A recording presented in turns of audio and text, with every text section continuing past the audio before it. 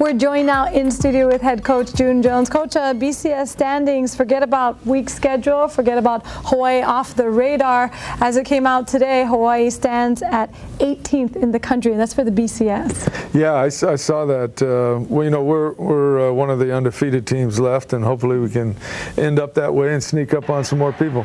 I think the impact of winning the game the way we did this week and then the next 3 national games, if we can really play well in front of everybody, I think we'll get our due. You know, after the San Jose State game, I don't know what to say besides congratulations and whew, what a relief. Yeah, no, it was definitely that. But I was really proud of the players. I mean, wow, they just kind of refused to lose. That's what we talked about at halftime. And, you know, we kind of knew that if we could get 2 more touches with, you know, 6 or 8 minutes left, that we'd have a chance to, you know, to win the game. And the guys believed too, and we got it done. You say 6 or 8 minutes, but if we look at the clock, it was actually 4 minutes. Is time ever really, truly a factor for you in the way your offense runs? You know, sometimes it is in the final, like minute 40 to me, if we have a long way to go. I think we got to get bigger chunks, you know, to get it down there. But, you know, we've scored, golly, there's been a couple times where we've scored, you know, 21 to 28 points in 4 or 5 minutes. So the guys know it can be done, and I think that belief, you know, certainly helps in those situations. Cole Brennan, of course, had 4 interceptions, and then this is a game where he had to rise to the occasion. What is that going to do for him? Well, I think that does more for him than any other game we played in, because I think he showed his intestinal fortitude. And, you know, I think whenever you have a quarterback that can come through adversity, you know, you got a good one. And he certainly did that. I specifically said, you know, this is going to be who you are. This is going to define you. And he, you know, he really played well under pressure, and that was awesome. He admitted to being very frustrated. What were you saying to them on the sidelines in regards to having them really believe it? It's one thing to say it, it's another to have them believe it. Well, you know, so much of it is, you know, not worrying about the last play. You know, when I talked to him is after he came off and threw interception, you know, he had really a tough situation. I mean, that field conditions are the worst I've ever been a part of.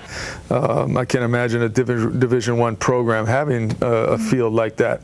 It was terrible. And Colt, you know, threw 75 passes, didn't have grip on the ball, you know, couldn't set his feet. I mean, it was virtually horrendous, and he battled through a lot of those tough things and got it done when we needed it done. I know, and the receivers were saying that too for their timing routes specifically. They had a hard time getting by. Are you saying it's the field itself, or also because of the soggy conditions that added to that? Well, I don't think it was the rain. It was the status of the field. There's very, very poor grass root system, no drainage. I mean, it's to be quite honest, it should not be a Division I school field. How about defensively then? Let's talk about that final play. Myron Newberry, not just getting his hands on it, but holding on to it and saying, this is it, it's over. He made 2 great picks, not just the last one. He made one earlier in the game. That was a great play too.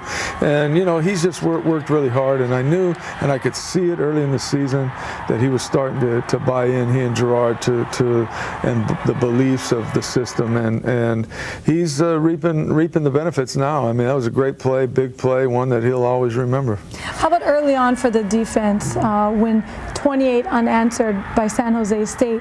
I mean, because that was a pivotal part when Spartans had that momentum built.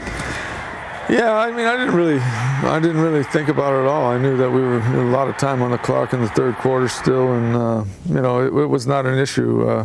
You know, we weren't continually to get first downs. That 4th one quarterback sneak, you know, we couldn't get any grip and push forward. You know, little things like that were probably more of an issue than anything defensively. I thought, like I said, I thought we played pretty well on defense, except for a couple plays, and you know, we out-hit them. We were more physical than them, both sides of the ball. It was kind of deja vu to be at the La Tech game when that final play came down, also in overtime.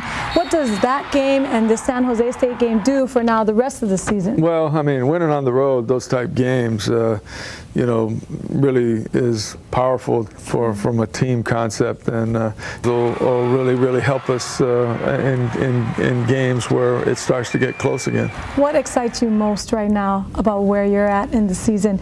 You have gone through so many football seasons. What about right now in this? I'll give you this moment. This moment, I'm glad we have a bye.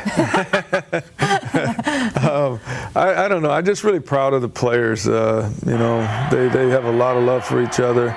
I'm proud that the good Lord has blessed so many of these kids, and I'm thankful for the opportunity to coach a group of kids like this. Do you think this team responds differently to you than other teams in the past? Is there something? No, I think we always have had this type of bond, but the difference is we're pretty good play. We have some pretty good players, and I mean the two slots and the 4 receivers have played just tremendous. The offensive line has gotten better every week.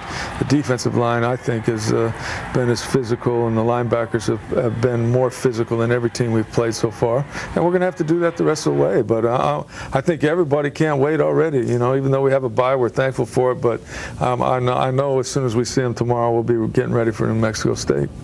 The coach will be back again later in the show to talk about a new book on the Warriors program. But coming up next, the sure-handed Ryan Grice Mullen joins us in studio to talk more about the thriller in San Jose. Wait up, wait up, wait up.